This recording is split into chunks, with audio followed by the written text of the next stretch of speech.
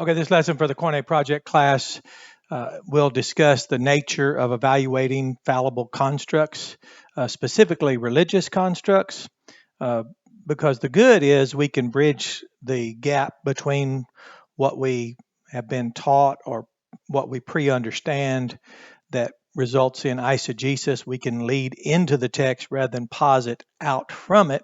And since we all have that predisposition, we've all experienced the process of priming, then it's nothing new to us to read a text and then go to a class, for example, like this one, where we study it and we notice, oh, that may not be very close at all, or it could be close. Now, the bad part is it triggers a backfire effect. Some people go back and look for ways to buttress their pre-understanding, or it's called accretion, where they'll just continue to layer their pre-understanding with more explanations further and further removed, more remotely from the text. So this one we'll just talk about eschatology for a moment, because the first will be last and the last will be first. So anyway, those of you that get it, get it. So first thing is, and this is Ephesians 1:4, we've talked a lot about it, but one thing that would help some folks is it's where you're taught.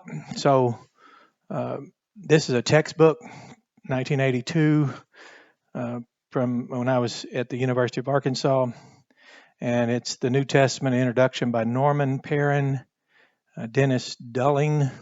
But it was in a university academic setting, so we really weren't there to prop up Catholic, Protestant, Judaic, Islamic, occultic, or whatever. The teacher did say, that is, Dr. Knudsen did say, that his perspective would be more influenced by a Protestant perspective. He admitted that. And then this book, 1989 Study Guide in Galatians, it talks about symmetry between the covenant of law and the covenant of grace. So it's a seamless transition from the Old Testament to the New. However, it's not always seamless because of proof texting and then everything being about the individual, or people say corporate, rather than noticing the ecclesia, those individuals who came out and then collectively were, if you will, merged together in a seamless relationship and became a temple, replacing, of course, these temples now. But Jesus had already started that first church. In Matthew is the only occurrence where he used that term ecclesia in relationship to that church there, that he said he will build his particular kind of church. And he did. So that original church there with him during his lifetime, now we're looking at multiple churches, plural. And so I've had a lot of feedback because it seemed to disturb people that, so it's this or that, which is not true. But if you look at Psalm 37, verse 14 in the Septuagint, it has katabalain. Katabalain, that's that word we were studying. This word's down. This is that word cast. And it's an aorist active infinitive, so we're doing our Greek here. So to cast down. Now, when I said cast down, that's the translation. And I'll show you that. You can go to blueletterbible.org, and it'll really help you if you take just a little bit of time to notice what happens when we commingle our soteriology with our eschatology. So, for example, if you're from a Reformed perspective, you would be more in favor of preterism. Why, I don't know, but apparently that's the case. But you wouldn't necessarily advocate full preterism. So as I've noticed, all of us are partial preterist, partial historicist, and partial futurist, because in the Grace New Testament commentary that I recently acquired, it's very open about the text, I say in Matthew 22, 1 through 14, which speaks of how in the future the city will be torn down, destroyed, the invaders will come. And that's that commentary that you can get. It's at faithalone.org. And of course, I'm trying to find this text that I had looked up earlier. Okay, so let's look it up. Psalm 137. I'm using the blueletterbible.org app. So when you look it up, Psalm 37, excuse me, Psalm 37, 14. So enter it. And you notice it says, the wicked have drawn out the sword and have bent their bow to cast down the poor and the needy. So even our Bible, King James, says to cast down. Then when you enter that, you look it up, there's the Hebrew will come up first. Not that you can see it, but anyway, if it were legible, but you can type it in, you'll see it. But if you scroll down all the way to the bottom, it'll say the Septuagint, that letter, the L with two X's. Well, you'll notice the word there, and I'm not going to try to show you again. I didn't realize it was that small, but I can enlarge mine. Maybe that would help you. So helps me because I can't see. There it is, katabalane right there, just like that. So it's to cast down. So the English, our Bible, uses to cast down. So the text in Ephesians 1:4 says before or prior to, downcast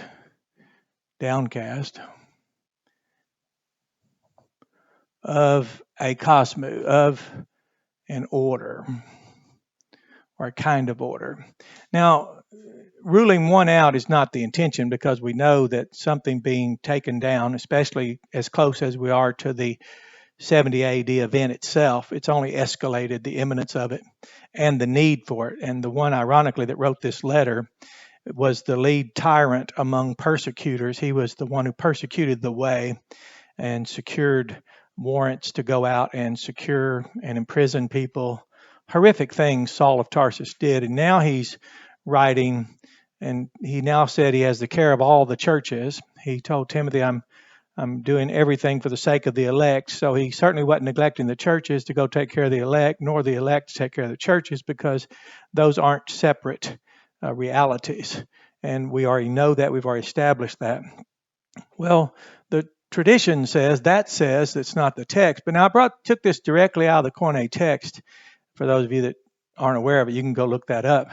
But it's stated that before beginning of creation of the heaven and of the earth. And that's not really, it seems to serve what we would call the 70 AD for Reformed theology would be the Reformation, 1517, Martin Luther. Now, those of you who've done any research at all know that Martin Luther is not even considered a Christian by most of the reformers and the theology. He advocated baptismal regeneration. So if you are a Lutheran or have been primed and taught according to that tradition, you go back to Luther. And if you've been primed according to Calvinism, you'll go back and quote Calvin and use him and his lens through which to perceive the scriptures. And if you're Arminian, you'll go back and notice what Jake Arminus said, and you'll study Molinism to understand what Molina said, or you'll study Pelagianism for good or bad reasons. Now everyone seems to be enshrined in that those five guys, which is certainly not a burger joint. So here it says before beginning of creation. And some are not happy when you can show that what we teach can be written out in the Koine, but if you live by the Greek, you might die by the Greek. That's why we don't live by it. It's only a tool, just as the Hebrew language is only a tool. We have a Bible, we interpret it, we use the languages as a tool. We have a hermeneutic holistic approach. So we have that, and then we have theology, Bible theology, where we approach it categorically. So a beginning of creation of the heaven and of the earth. Now remember, the good is we're closing that gap between our knowledge of the Bible. What did it mean then? One of the best things taught in the seminary by a professor was that until you understand what the original receptor of the letter understood it to mean, and then what did the original writer mean, there's a degree of distance where we have a remote relationship with the text. And it certainly doesn't mean, but give you an example, Dr. Charles Stanley yesterday was preaching on a taped, it was some other time when he had done it, but he mentioned that God chose you before the foundation of the world. And then he said, it's all grace. And the next statement he said, so when you refuse to believe, look at all that you're negating, look at all that you're forfeiting. So he taught what we call a both, and it's a moderate perspective, balanced, where he's acknowledging an eternal determinate counsel of God, but he's noticing a temporal nullification of it, similar to Luke 7:30. The Pharisees, by refusing to be baptized by John the Baptist, were nullifying the boule, determinate counsel of God, unto themselves. And there's really nothing wrong with this. So again, back to the bad is, or the good is, we can bridge that knowledge gap. We can show balance as he did. And then, of course, the bad is that it can cause a backfire effect where people go out to say, find everyone that says what I say, even though it's nowhere written. And then it just causes nothing we intend in this class. I wouldn't walk across the street to argue with someone. I certainly wouldn't have left the types of careers I've known to go argue with someone who has no interest in bridging a knowledge gap between what they've either been told, taught, and it could have been correct. We'll find out when we go to the text and go through it. And then there's this extreme here, a negative externality, because when you use your construct, it begins to so influence you that even an astute scholar and well-known beloved pastor, Dr. John MacArthur, used his construct of futurism to draw a conclusion from it. Now remember, you're getting one step further removed. So here's a fallible construct. And then Dr. John MacArthur, instead of going this way to the text, for example, and it's easy for all of us to do this, no reason to pick on him. It's a good example to show that if it can happen to him, it can happen to us. Well, then he went this way. He started drawing conclusions. Therefore, and then he said, even those who take the mark 666 can still be saved.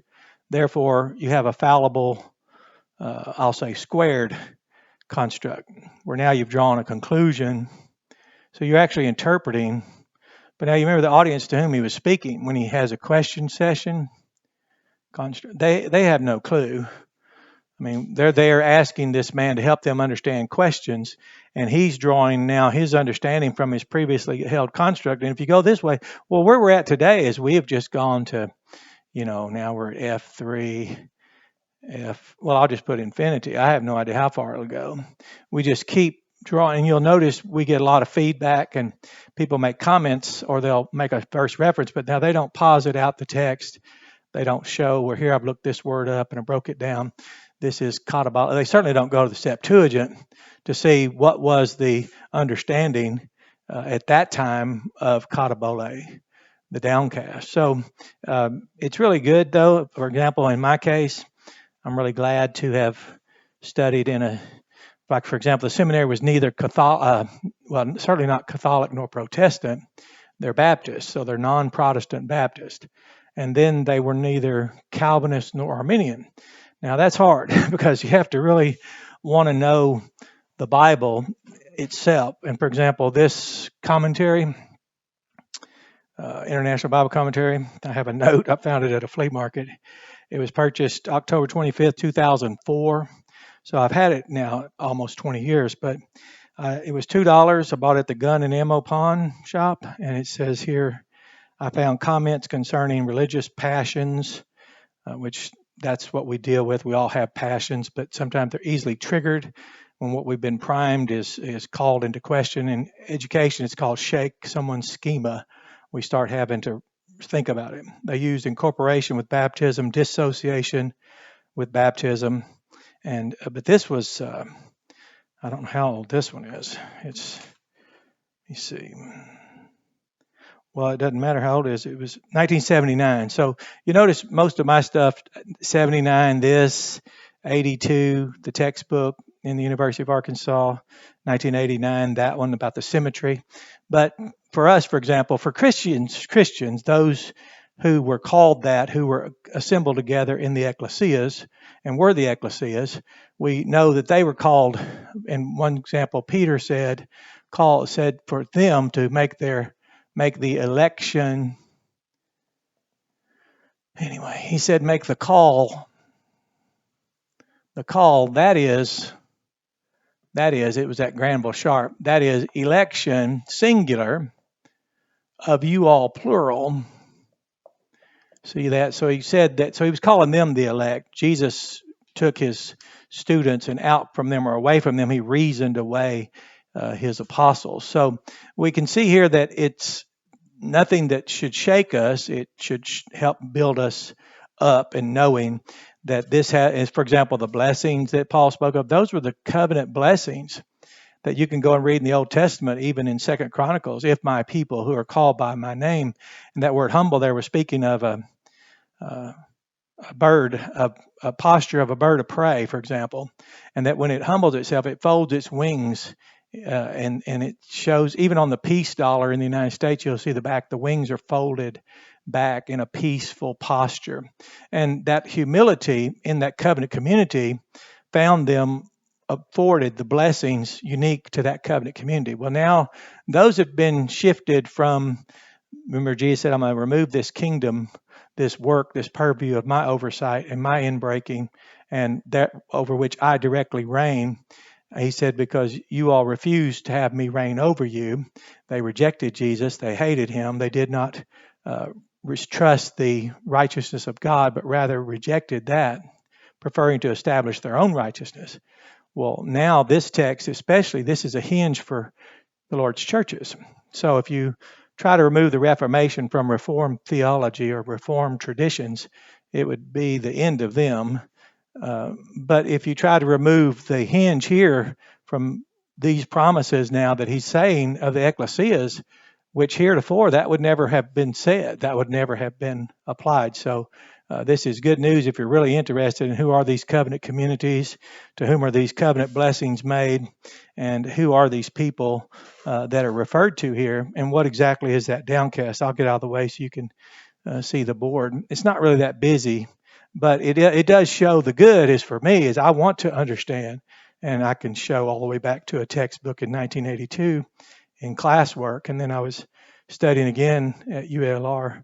And when you're outside of that which is designed to just simply proof text, if you will, or shore up or buttress something pre-understood. And that's why the seminary was very excellent for me, because when they said they're neither Catholic nor Protestant, obviously not Judaic, Islamic, occultic, New Age, or any denominational, whatever that was, it was excellent for me because it fit what I was already experiencing, having studied independently of traditions which we all have and biases which we all have present themselves. And sometimes they're triggered. But this is a good lesson. It's short, it's brief. So enjoy this lesson and think about the balance you can have. And notice men as well known as Dr. Stanley taking a moderate balanced position. I know there's several out there who try to solve the problem in Ephesians 1:4, but truthfully, there's no such thing. There's no problem there. It's very appropriate what he said to the covenant community and the blessings that they can have and enjoy, the rights and the privileges and the conditions, because we noticed in an ecclesia, an Ananias and Sapphira found out there were covenant curses. So this is very good to notice this, to learn this. Now, the fact that it might be disappointing, which is the bad, again, people can go try to reinforce what their pre-understanding was, which is perfectly fine if we don't want to. But again, we introduced the Septuagint, the Koine Old Testament. Now, the ugly is you can almost be held in derision, and ugly things can be said, emotions, people can emote outwardly. But as I was just completed a collaborative session recently, we noticed that some things we study and teach and posit outwardly from are things people have maybe not have thought about in years, and yet they have pre-understanding, but they're ready presently to react about it when it doesn't match what they were originally primed, even though they have never thought about it since. So sometimes a person who's primed and told something, that may be the last time they ever think about it until they hear something that makes them recall and then react. So that would be the ugly part. And the bad thing is I never expected so much pushback from people, but we're on a worldwide web thing, a global, whatever that is. But even in the local covenant community, people go out and receive their truth from somewhere else or their traditions, and then they bring them in, and it can be difficult and disorienting for them. And then the ugly part was if they prefer their traditions over what the text might actually say. So you have a blessed day and keep studying. We're in a great society. It's a great time to do research or search the scriptures and research them. So have a blessed day.